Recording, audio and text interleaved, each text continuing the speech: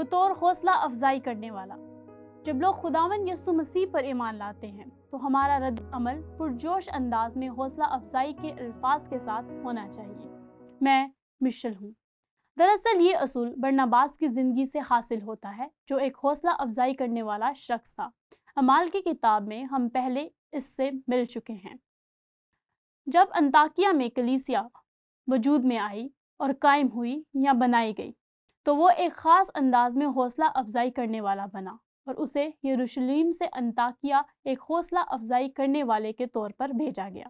لیکن اس کے سیاق و سباق کو سمجھنے کے لیے ہم اعمال 11 باب کے آغاز کے بیان پر ایک نظر ڈالنے جا رہے ہیں، اور پھر ہم واپس جا کر ایک تسلسل کو قائم کریں گے جو ہماری یہ سمجھنے میں مدد کرے گا کہ یہ سب کچھ کیسے اعمال کی کتاب میں آشکار ہو رہا ہے۔ لہٰذا اعمال کے باب 11 میں ہم نے انطاکیہ میں کلیسیا کو بنتے دیکھا۔ یہ مسوپتامیہ کا انطاکیہ ہے۔ پس جو لوگ اس مصیبت سے پراغندہ ہو گئے تھے جو استفنس کے باعث پڑی تھی، وہ پھرتے پھرتے فنیکے، کپروس اور انطاکیہ میں پہنچے، مگر یہودیوں کے سوا اور کسی کو کلام نہ سناتے تھے۔ یہ بہت دلچسپ ہے کیونکہ اس وقت تک وہ مکمل طور پر یہ نہیں سمجھ پائے کہ انجیل غیر اقوام کے لیے بھی، لیکن غور کریں، ہم اس حوالے کو جاری رکھتے ہوئے پڑھتے ہیں۔ لیکن ان میں سے چند کپرسی اور قرینی تھے جو انطاکیہ میں آ کر یونانیوں کو بھی خداوند مسیح کی خوشخبری کی باتیں سنانے لگے، اور خداوند کا ہاتھ ان پر تھا، اور بہت سے لوگ ایمان لا کر خداوند کی طرف رجوع ہوئے۔ لہٰذا ہمارے پاس یہ پہلی غیر قوم کی کلیسیا ہے۔ اب یہاں پر کچھ سیاق و سباق اور کچھ بیانات کو سمجھنے کے لیے ایک بڑے سیاق کی ضرورت ہے۔ بس میں آپ کی توجہ واپس چند اہم واقعات کی طرف لے جاتی ہوں، اور میں آغاز ان 7 اہم اشخاص سے جنہیں مقرر کیا گیا تھا کرتی ہوں۔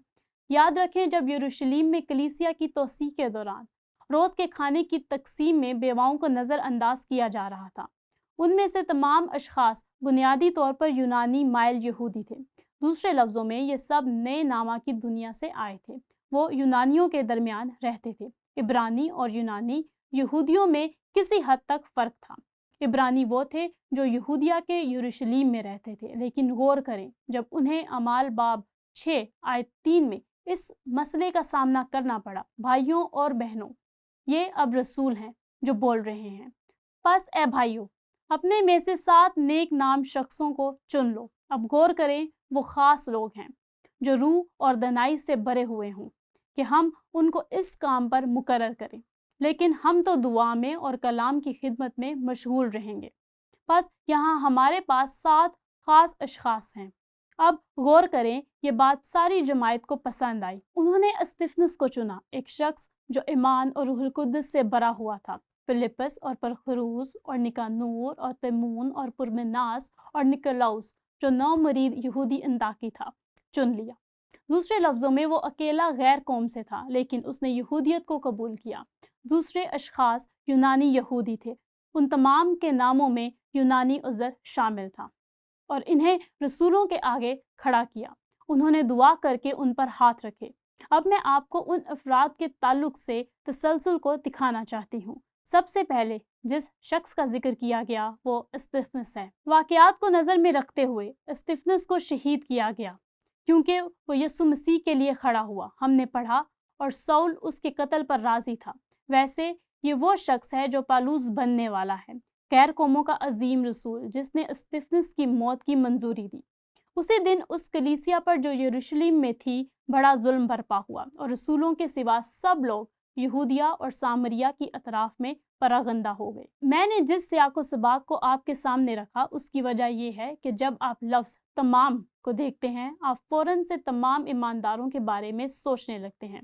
آپ کو سمجھنا ہوگا کہ لوکا لفظ تمام کو سیاق و سباق میں استعمال کرتا ہے، اور ہم یہاں یہ دیکھنے والے ہیں کہ لفظ تمام بنیادی طور پر کس طرف اشارہ کرتا ہے۔ یہ بہت عجیب ہوگا کہ اگر تمام مسیحی پراغندہ ہوئے تھے لیکن رسول نہیں، مگر رسول وہ تھے جنہیں شدید تنقید کا سامنا تھا۔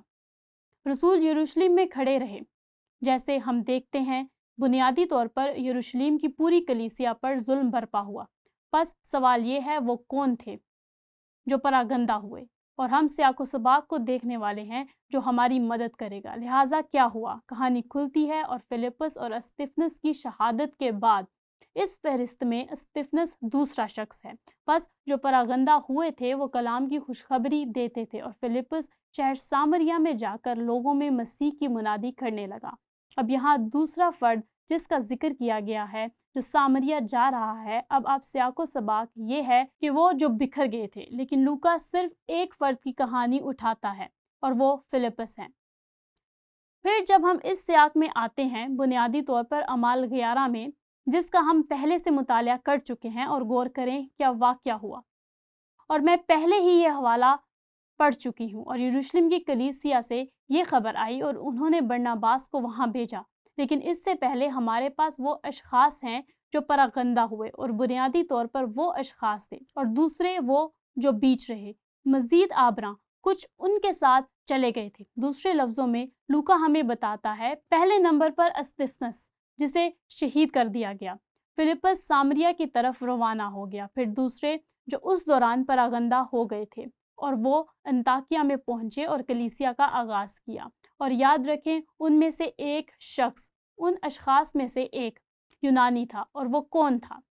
انطاکیہ سے تھا۔ غالباً جو پراگندہ ہو گئے تھے وہ دوسرے اشخاص تھے جو استفنس اور فلپس کے علاوہ تھے، شاید دوسرے گروہ، لیکن وہ چھوٹا گروہ تھا جو انطاکیہ گیا اور وہاں کلیسیا شروع کی۔ غور کریں کہ اعمال 11 باب 22 آیت میں کیا واقعہ ہوا۔ ان لوگوں کی خبر یروشلم کی کلیسیا کے کانوں تک پہنچی اور انہوں نے برناباس کو انطاکیہ تک بھیجا۔ وہ پہنچ کر اور خدا کا فضل دیکھ کر خوش ہوا اور سب کو نصیحت کی کہ دلی ارادہ سے خدا سے لپٹے رہو۔ اب سوال یہ ہے انہوں نے اسے کیوں چنا؟ اچھا، ہم پڑھتے ہیں وہ نیک مرد اور روح القدس اور ایمان سے معمور تھا، اور بہت سے لوگ خداوند کی کلیسیا میں آ ملے جب وہ انطاکیہ پہنچا۔ لیکن میں سمجھتی ہوں کہ اس کا انتخاب کرنے کی ایک اور وجہ ہے۔ برناباس ایسا شخص تھا جس میں تعصب نہیں تھا۔ آپ نے دیکھا پطرس اور دوسرے رسول ابھی تک اس حقیقت کی کشمکش میں تھے کہ غیر قومیں بھی نجات پا سکتی ہیں، اور جب وہ ایسے شخصوں کو تلاش کر رہے جو انطاکیہ جا کر وہاں غیر قومی ایمانداروں کی خدمت کر سکیں، تو انہوں نے برناباس کا انتخاب کیا، کیونکہ میرا خیال ہے وہ پہچان گئے تھے کہ وہ حقیقی طور پر خوشخبری کو سمجھ گیا کہ یہ ہر کسی کے لیے ہے۔ اب بنیادی طور پر میں یہ کرنا چاہتی ہوں کہ اس نقطے کو اٹھاؤں گی کہ برناباس کو حوصلہ افزائی کا بیٹا کہا گیا ہے۔ کچھ دیر پہلے ہم نے اعمال کی کتاب میں اس سے ملاقات کی، مثال کے طور پر باب 4 میں وہ ایک سخی آدمی کے طور پر ثابت ہوا، اور وہاں رسولوں نے اسے حوصلہ افزائی کا بیٹا کہا۔ حوصلہ افزائی وہ لفظ ہے جس کا مطلب برناباس ہے۔ دوسرا، اس نے وقت لگایا کہ پالوس رسول کی تبدیلی کے تجربہ کی تحقیق کرے۔ آپ کو یاد ہے کہ اس نے پالوس کی تبدیلی کے بعد اس کے لیے شرط لگا دی، کیونکہ پالوس کی تبدیلی پر رسولوں کو شک تھا، مگر برناباس نے اس میں دلچسپی لی۔ برناباس واقعی میں ہی خیال رکھنے والا اور حوصلہ افزا شخص تھا، اور دوسرے رسول یہ جانتے تھے اور اس بات کا اقرار کرتے تھے، اور میرے خیال میں یہ ایک وجہ تھی کہ جس کے باعث انہوں نے اسے چنا، جو کہ نقطہ نمبر 3 ہے، اور یہ کہ جب لوگ اپنے پس منظر کو چھوڑ کر ایمان لاتے ہیں تو وہ بہت خوش ہوتا ہے۔ اور دیکھیں کیا ہوا جب وہ انطاکیہ گیا اور اس نے دیکھا کہ وہ تمام غیر قوم مسیح کی طرف آ رہے تھے۔ یہ ان دوسرے اشخاص کے نتیجے میں ہوا جو وہاں گئے اور انہوں نے انجیل کی بشارت دی۔ جب وہ وہاں گیا تو بہت خوش ہوا، اور وہ واقعی حوصلہ افزائی کرنے والا تھا۔ لہٰذا جب ہم دوسرے پہلو سے برناباس کو دیکھتے ہیں تو وہ حوصلہ افزائی کرنے والا تھا۔ اب اس خیال اور رد عمل سے متعلق سادہ سوال ہے۔ اپنی زندگیوں میں مسیح جیسی خوبیاں پیدا کرنے کے لیے حوصلہ افزا ہونے کو فہرست میں کیوں سب سے اوپر ہونا چاہیے؟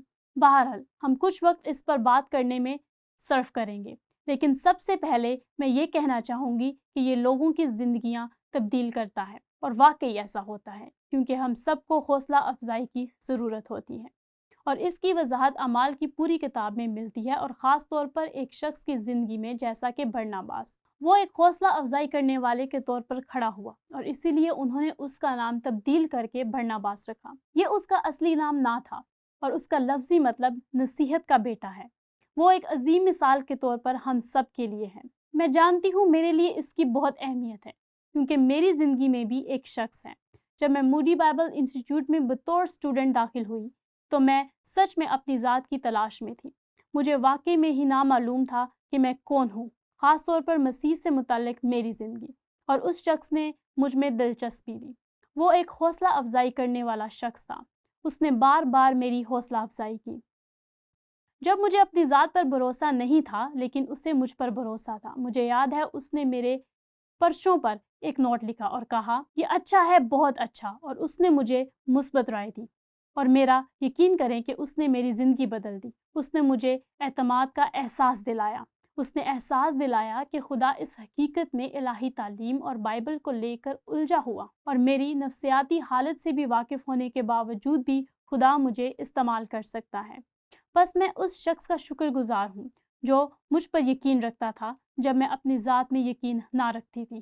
حقیقت یہ ہے کہ ہم سب کو انفرادی طور پر اپنی زندگی میں برناباس کی ضرورت ہے، چاہے وہ برناباس صاحب ہوں یا مسز برناباس صاحب ہوں۔ مگر دوسری سچائی جو اس اصول سے نکلتی ہے، جو کلام مقدس کے اس حوالہ سے حاصل ہوتی ہے، اور وہ یہ ہے، جب لوگ خداوند یسوع مسیح پر ایمان لاتے ہیں تو ہمارا رد عمل پرجوش انداز میں حوصلہ افزائی کے الفاظ کے ساتھ ہونا چاہیے۔ اور مجھے سادہ الفاظ میں کہنا ہے، یہ صرف ایک آغاز ہے دوسروں کی حوصلہ افزائی کرنے والے کے طور پر، جنہیں اپنی زندگیوں میں ہماری مثبت رائے اور ہماری مثبت حوصلہ افزائی کی ضرورت ہے۔ خدا ہماری برناباس جیسا بننے میں مدد کرے۔